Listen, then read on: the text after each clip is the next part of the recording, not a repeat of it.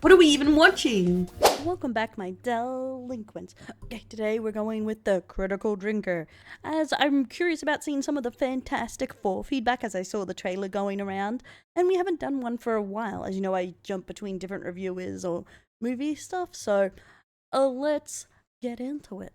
Think of a more quintessential group of superheroes than the Fantastic Four, with their disparate sets of powers and abilities balanced against their interpersonal dramas and rivalries, their iconic blue uniforms, and the equally iconic villains they were pitted against. As Marvel's first family, they really do epitomise that classic 1960s comic book era of optimism, progress, and confidence. So it's kind of weird that Hollywood has made such a complete mess of bringing them to the big screen. From the cheesy Roger Corman movie in the 90s that was made purely to retain the rights to the characters, without telling any of the actors by the way, to the Tim Story movies from the 2000s that couldn't seem to decide if they wanted to be cool, serious and edgy, or goofy, disposable popcorn flicks, and so tried How dare the slander to my OGs. to do both at the same time with predictable results. Not to mention the most baffling interpretation of Galactus that the human mind could possibly conceive. What the hell is even that? And finally, the tragically but also unintentionally hilarious Fant Four Stick from 2015, a misguided attempt to turn the bright and optimistic I'm gonna be honest, I never watched this. I didn't pick it up at all. superhero team into some dark and edgy story of body horror and psychological trauma made by a man who openly professed to hate in comic book movies and who was, by all accounts, such an incompetent bellend on set that someone else had to finish his own movie for him. I feel like if someone says that about the source material, they should just be kicked off set, like, honestly. It's like, oh, I don't like the book, so I didn't finish reading them, or something. Just like, just kick them out. Done. And in the 10 years since the Fant Four Stick debacle, he's made a grand total of one movie, which sucked. All of this is to say that the I have a feeling Nepo baby, because who can't work for that long? Fantastic Four kind of failed to ride the whole cinematic superhero wave, either coming too early before the genre had properly matured, or trying to muscle their way in Admit that he made a great Reed Richards the 2000. He really looked the part.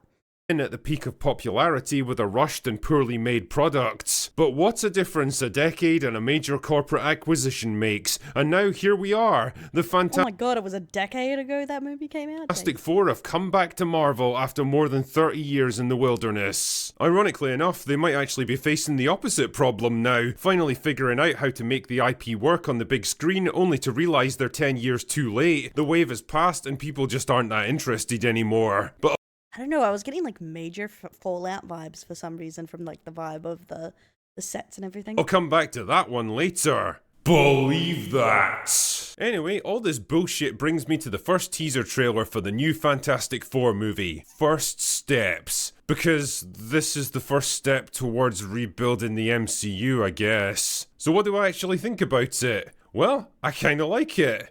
Really? For a start, it's set in an alternate 1960s style retro-futuristic universe, because I guess Marvel aren't quite ready to admit that the whole multiverse thing was their worst idea since trying to build Captain Marvel as the new face of the MCU. You know, I wonder what the hell Brie Larson's even up to these days. What that is. Oh, okay. Good luck with that one, Brie.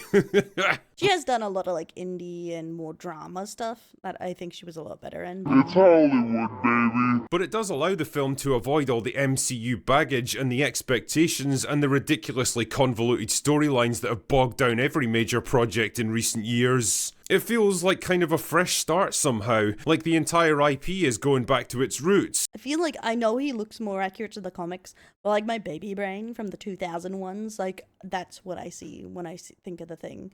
So it's like, this isn't right.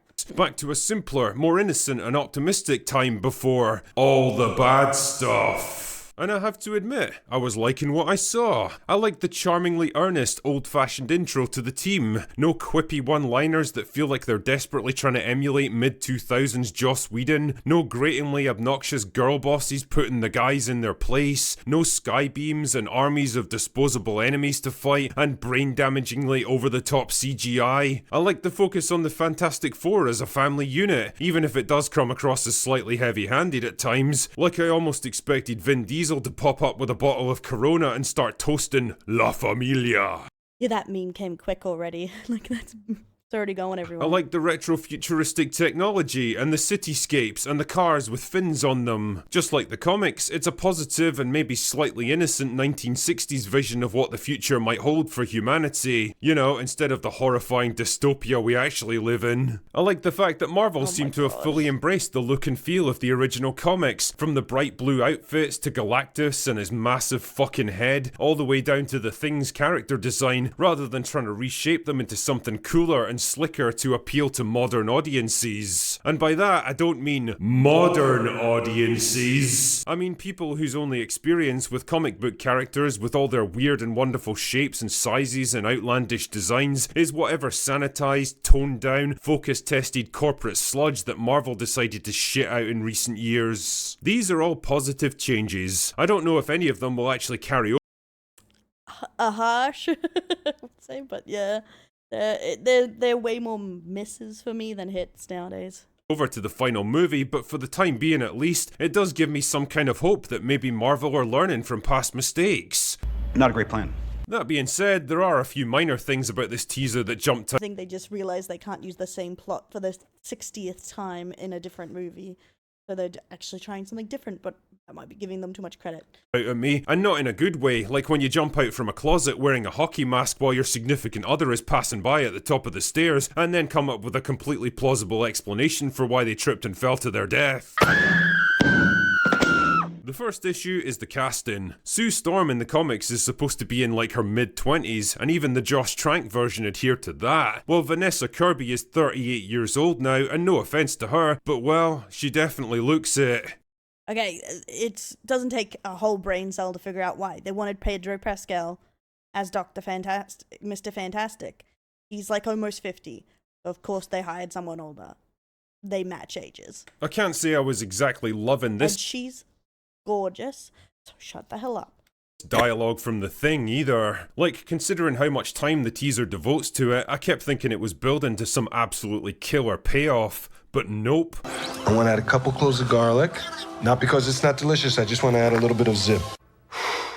In fact, I'm not even sure if the movie thinks it's supposed to be funny, or if it's just meant to be some chill slice of life segment for the four. Either way, it felt kind of tedious and didn't really tell me much about anyone involved, and so I kept So wondering... that's why I'm like on the middle of the road. It feels a little too goofy right now for me, but it is the first trailer. Why is this even in the trailer? It's become a meme at this point that any new high-profile project seems to have an obligatory role for Pedro Pascal, like he's determined to be in every film and TV production in Hollywood. But like most memes, there's also a grain of truth in there somewhere. I mean, I can't exactly blame the guy for enjoying his success after... Okay, I would watch Pedro Pascal in everything, okay? I've loved everything he's been in since literally Game of Thrones. They're slogging away for years in minor roles, but well, there's definitely an element of Pascal fatigue creeping in these days. He's a good actor and everything, How dare...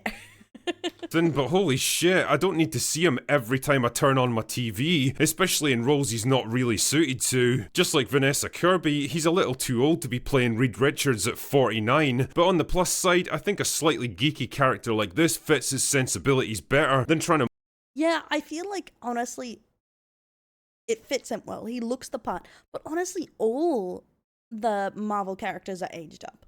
Like, Tony Stark's only supposed to be like 25 something in the beginning of his comics. And even at the beginning, Robert Downey Jr. was in his like mid-30s or late 30s when he took it up.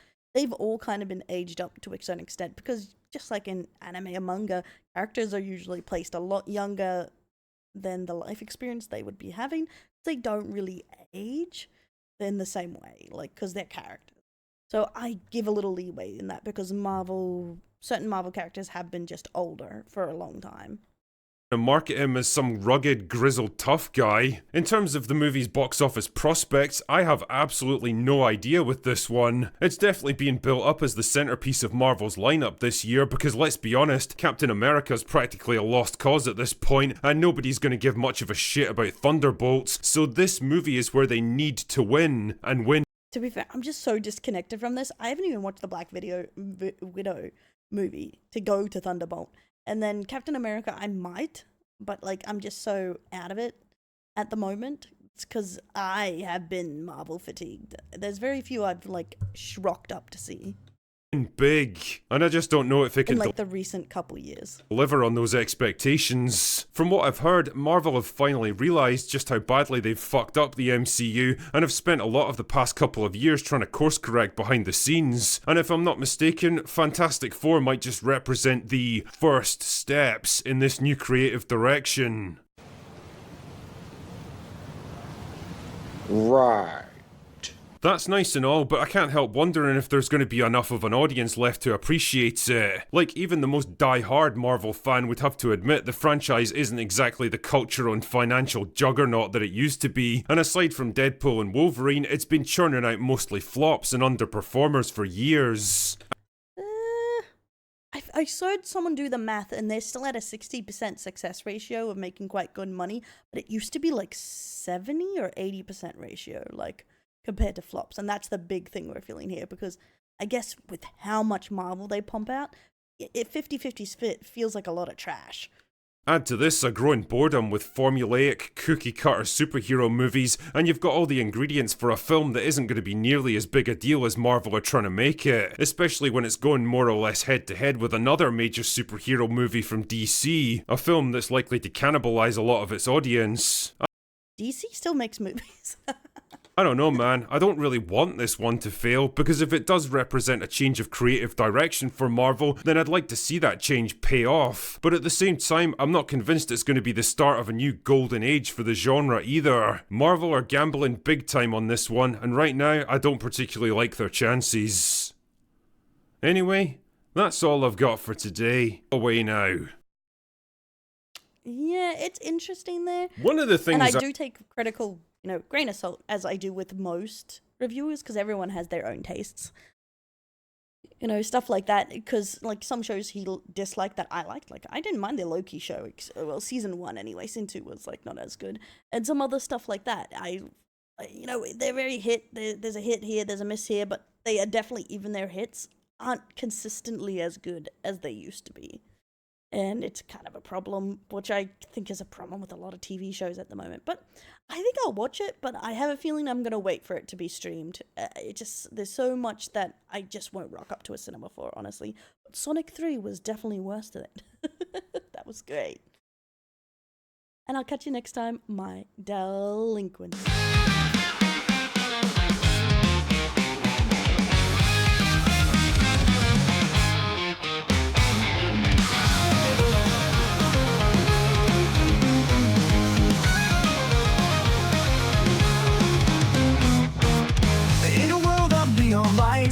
Till the bloody shine so bright, clumsy hot flood holds her crown, busting sassy folks she's found.